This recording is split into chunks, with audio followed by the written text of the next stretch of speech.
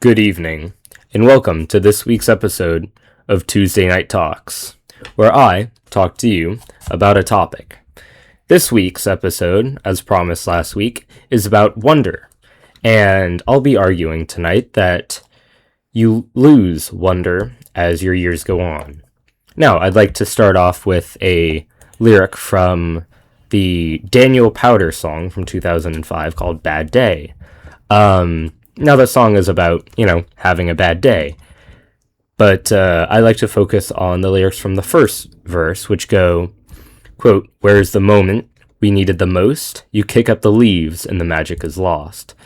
They tell me your blue skies fade to gray. They tell me your passion's gone away. And I don't need no carrying on." End quote. I think wonder exists on two levels, the personal and societal level. I'd like to start first with the personal level, of course. That second line, "you kick up the leaves and the magic is lost," is very indicative of, I think, the childhood experience.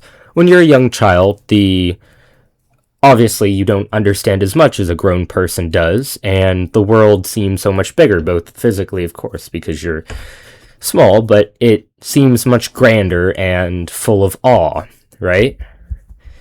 And you have a sense of wonder that really only a child can have. Now, I think you've heard that phrase thrown around a lot, childlike wonder. Well, if we turn to Merriam-Webster, great guy, never met him. Wonder is defined as a cause of astonishment or admiration, the quality of exciting, amazed admiration, and a rapt attention or astonishment at something awesomely mysterious or new to one's experience, and a doubt or uncertainty. That last definition is more related to the verb where, you're wondering, you're curious about something. It's also an adjective, of course. Exciting amazement or admiration, effective or efficient, far beyond anything previously known or anticipated. All right. I'd kind of like to hone in on the quality of wonder that is mysterious or new to one's experience. This is very relevant to the idea of a childlike wonder, where only a child is capable of seeing so many things and having those things be new to them, right? As a young person, it's kind of hard to, have life experience as a young person. It's most of the things that a child experiences are for the first time, and therefore they are full of wonder.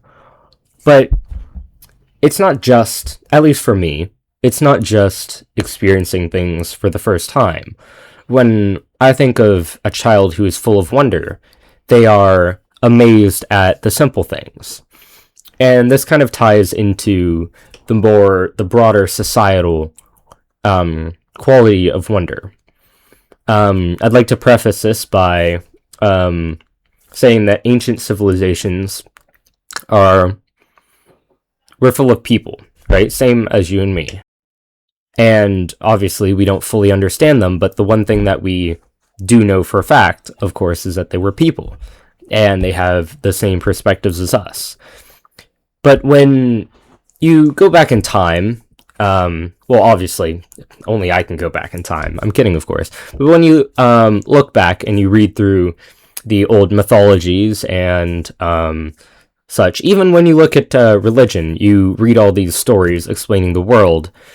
Ancient civilizations didn't have the methods or, tools for measuring and quantifying the world like we do now. Modern science is a very well-developed thing, and we can definitely say how old the universe is, how it was the Earth came to be, why the mountains are as tall as they are, and why the oceans are as deep as they are, right? If you have a child and they ask, "Why is the sky blue?" You can tell them any number of things and they'll believe it, obviously, because they're young and they don't know better. But from the perspective of a, I don't know, let's say a Neolithic early farmer or hunter gatherer, when they ask, "Why is the sky blue?" They're not asking, and they come up with a conclusion of, I don't know, I'm making this up here, that some powerful deity painted the sky blue because they thought it looked pretty.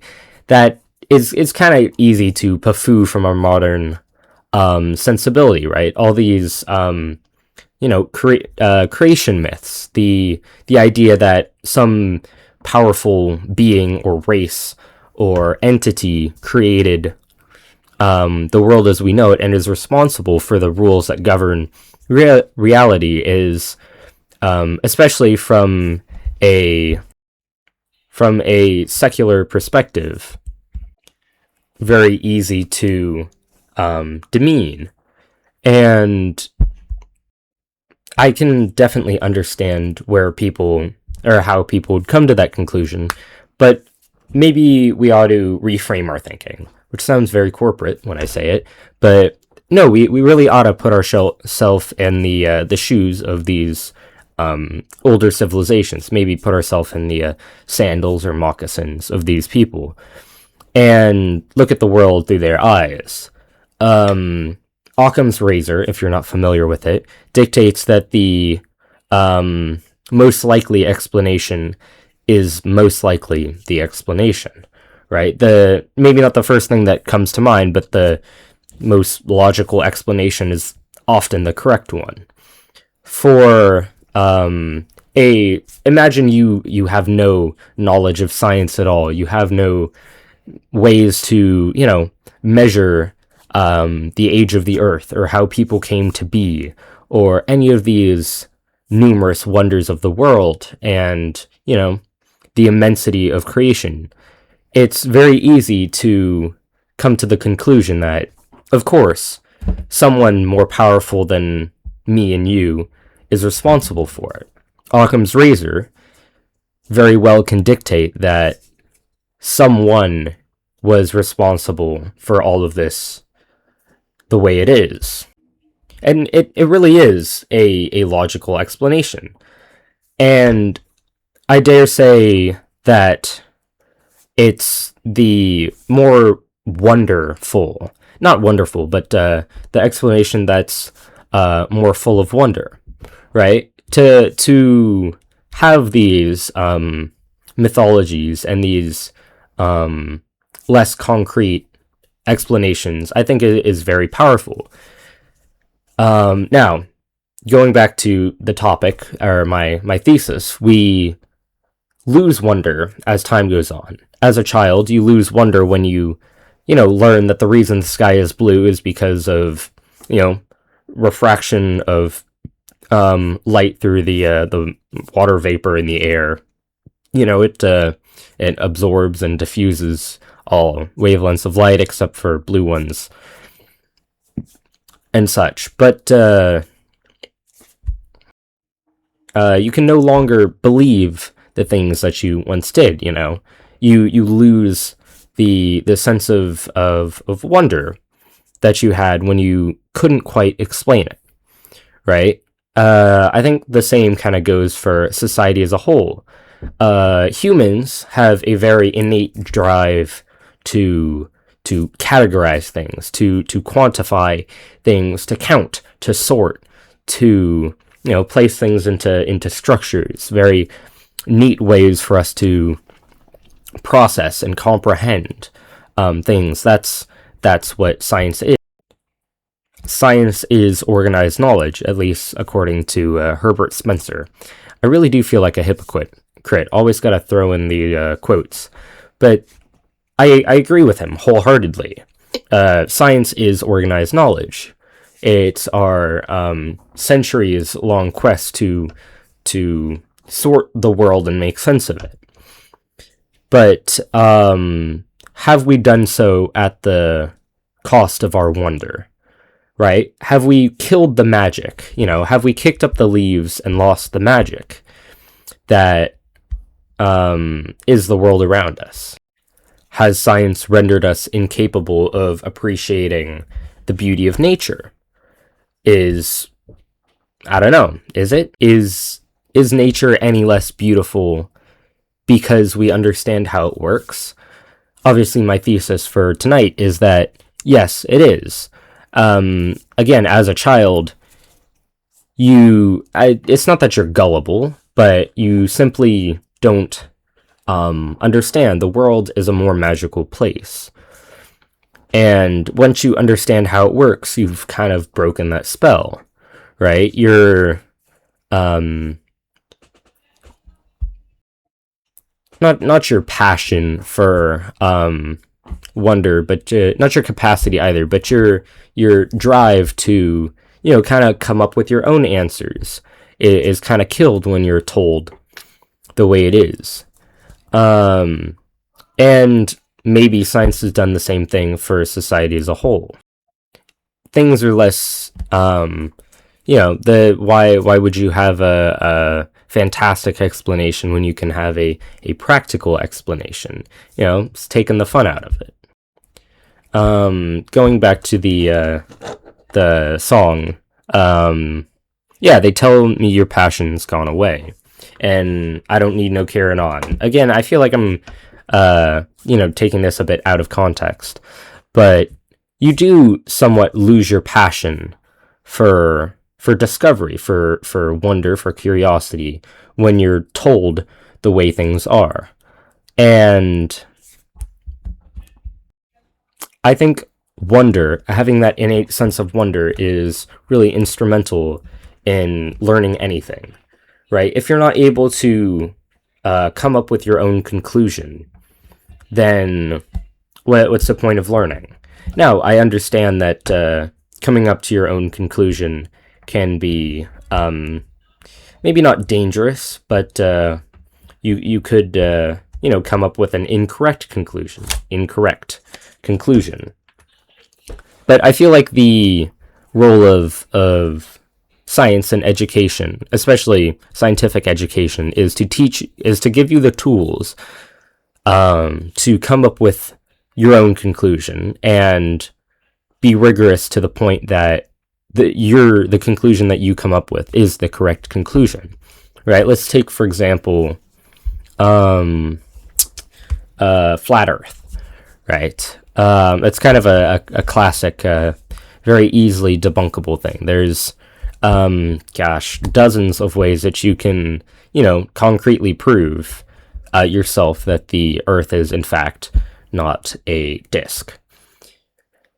But I think if science is properly taught, then someone with the innate drive to come to their own conclusion, I don't trust science, I'm going to do my own research, they will, if they're properly taught and given the correct tools, they will do their own research and come to the same conclusion. I think that's one of the strengths of science, is that for something to be accepted, it has to be obviously published, but it needs to be repeatable, right? You publish your methods, and you have your peers, they review it and they test it themselves. They find, oh yes, you're definitely correct because we've repeated it. We've proven that it's not a fluke. And maybe I'm going against my original thesis here, but I personally do not believe that you lose wonder as time... Well, you definitely do lose it to some extent as time goes on, but you don't need to. It's very easy to stop wondering, to stop looking at things and thinking, why or how? It's fairly easy to think what, but nowadays the question of what can be very easily answered with a smartphone. You wonder, what is that? You can, take a picture of it, research it fairly quickly and easily. But the questions like how and why are very, I think, innate. And yes, you can let time kill that, but I feel that it's much easier to hold that within yourself. Yes, my conclusion, I think, is that yes, wonder does diminish as time goes on, but it doesn't need to. I think that holding that wonder in your heart, ooh, is something that is a lot easier to do than a lot of people realize. Too many people, I think, accept the world, as it is. And I'm not saying that you should be a skeptic of everything. Yes, trust but verify. But just because the answer exists, just because it's readily available to you, doesn't mean you shouldn't still have the wonder, right? Obviously, I know why leaves are green, right? Chlorophyll exists in them, and they process light and turn it into glucose, and again, reflecting the green wavelengths, just like the reason for the sky, right? I understand that. That is a fact that I have internalized.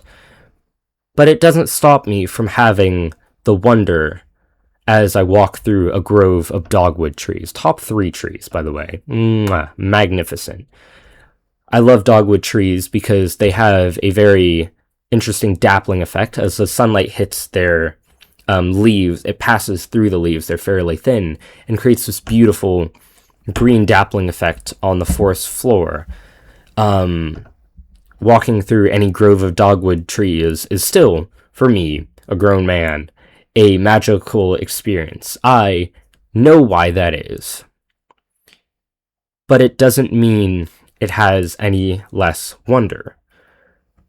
Just because the world is easily explained, and definitely explained, doesn't mean that you can't still be, can't still be in wonder of it. You can still have the quality of amazed or excited, amazed admiration, a rapt attention or astonishment at something awesomely mysterious or new to one's experience. It doesn't need to be awesomely mysterious or new to one's experience to be wondrous, to be wonderful to you. Wonder is something that you really ought to nurture. Keep it in your heart.